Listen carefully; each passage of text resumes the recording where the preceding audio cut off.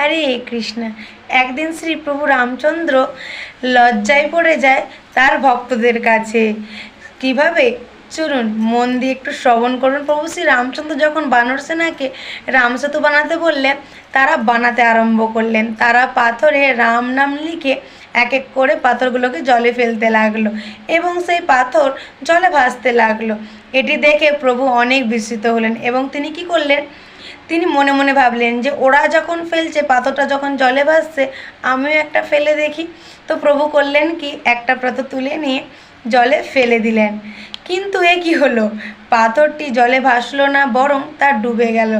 এই ঘটনা দেখে ফেলেছিলেন হনুমানজি। তো হনুমানজির সামনে তখন প্রভু শ্রীরাম লজ্জায় পড়ে গিয়েছিলেন। তখন হনুমানজি তার নয়নবাণী প্রভু শ্রী রামচন্দ্রের চরণে ফেলতে ফেলতে বলে, হে প্রভু, আপনি স্বয়ং নামই, আপনার নাম লিখছি আমরা এই পাথরগুলোতে। তারপরে পাথরগুলোকে যখন আমরা জলে ফেলছি, আপনার নাম লেখার কারণে সেই পাথরগুলো ভাসছে। আর আপনি স্বয়ং নামই, আপনি নামধারীও যদি কাউকে আপনি ফেলে দেন, তাহলে সে কিভাবে ভাসতে পারে? সে তো ডুববেই।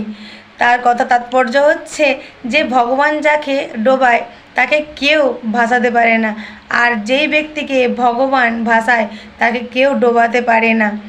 এটি হচ্ছে সার কথা। তো যাদের সময় ভালো চলছে না, যাদের খারাপ পরিস্থিতি আপনারা আছেন, তাদেরকে একটা কথাই আমি বলবো যে সময় সবসময় একরকম যায় না, সময় পরিবর্তনশীল। ভগবানের উপরে বিশ্বাস রাখুন, বিশ্বাস হারাবেন না। ভগবান অবশ্যই আপনার উপরে কৃপা করবেন। হরে কৃষ্ণ, হরি বল।